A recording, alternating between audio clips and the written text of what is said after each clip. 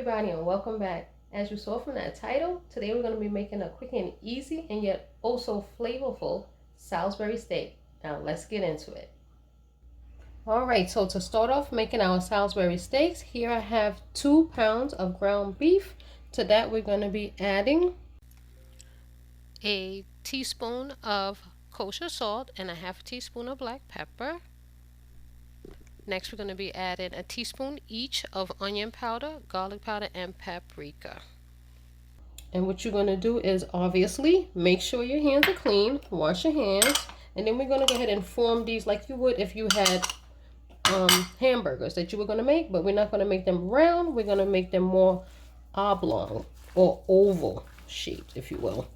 So let's just give that a mix.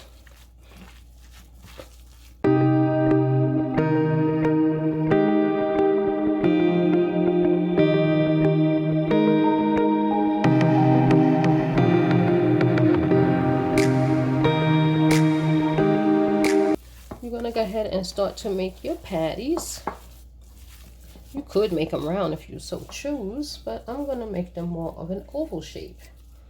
And the type of ground beef I'm using is an 80-20, so 20% fat. You don't want it too fatty.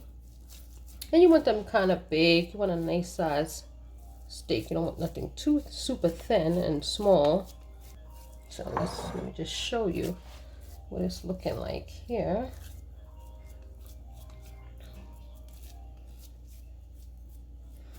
So as you can see, it's more of an oval than actual round shape. And I kind of want to keep them that way. You can make them as big as you want, but it's kind of thick. You want it thick, a nice one. You don't want it too thin. So you just want to make them all kind of about that size. Here's our plate. So I'm going to go ahead and form all of these out before we start cooking them.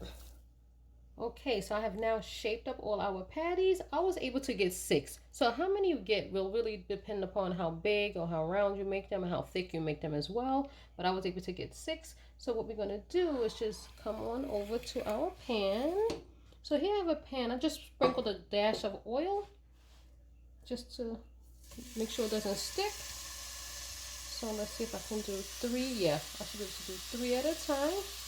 So what I'm going to do is cook the first 3 on both sides for about 3 to 4 minutes on each side.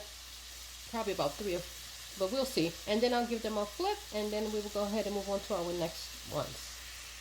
Alright, so these have been going for 3.5 minutes. So I'm going to go ahead and turn them to the other side.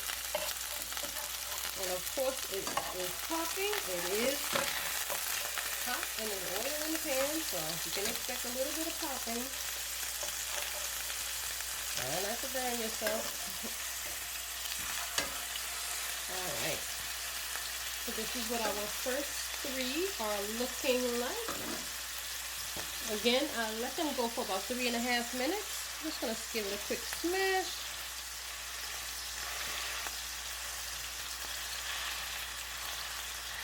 Alright, so I'm going to let these go for the same amount of time, 3.5 minutes on the other side, and then we will get our next set in the pan. Okay, so we are back after 3 minutes. So I'm going to go ahead and get these out.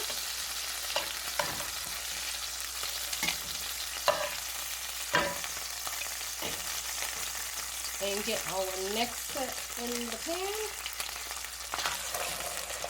Hold on. 2, 3. Alright, so again I'm going to do 3 to 3.5 minutes on both sides, and then I'll come back when these are finished cooking.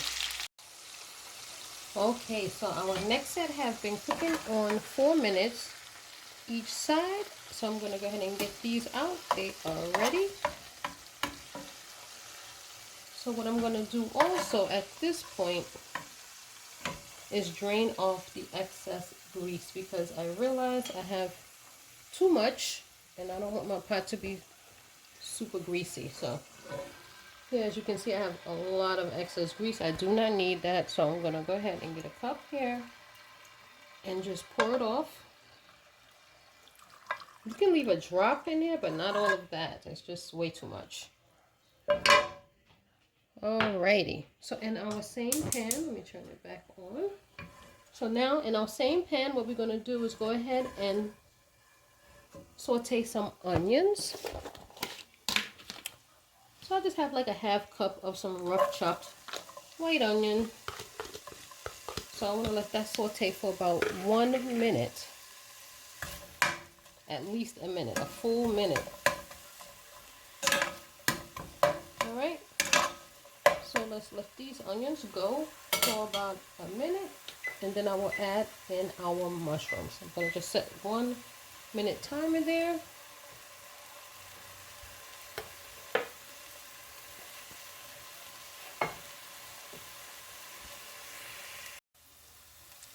Okay, I know I initially said 1 minute, but I decided to let these onions go for 2 minutes.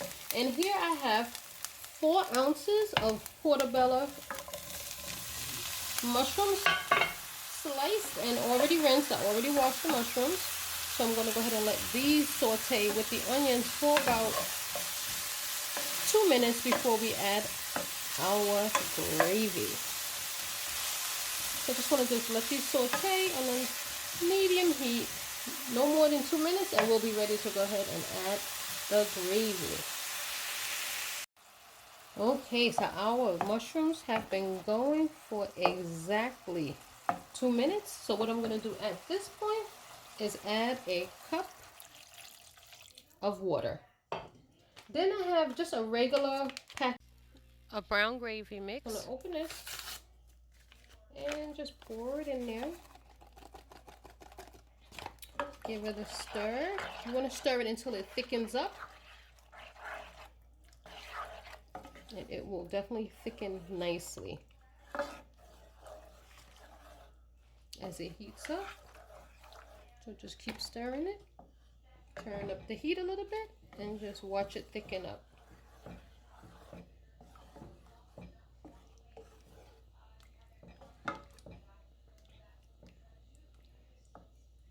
So let's let that come to a boil for at least a minute and it will thicken up nicely. Okay, so our gravy has been simmering for a full minute and a half, and as you can see, it has thickened up nicely. So at this point, what we're going to do is get our patties and put them right back in the pot on top of the gravy and let them simmer in this nice pot of mushroom and onion gravy. So what you want to do is just go ahead and just take some of the gravy and just put it on top of each of our steaks. And of course, if you don't like mushrooms that much, then you can actually just leave them out or add a little bit. I would put it, they taste good. But if you don't like mushrooms, you don't have to. You can just make it with onions. And onions and peppers would actually be fine as well. But definitely, if you like mushrooms, go for it. Add as much or as little, you know, as you like. And here we have it. Our Salisbury steaks are done and ready for us to enjoy.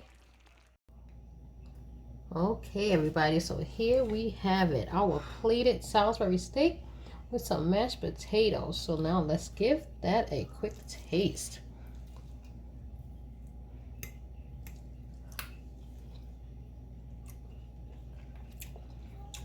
This is so good and flavorful, and yet quick and simple. You gotta give this one a try. All right, everybody, now that was my take on making Salisbury steak. It's actually pretty easy and simple, and yet also good. Hopefully you enjoyed this video and will give it a thumbs up, and I will see you again next time. Thanks for watching.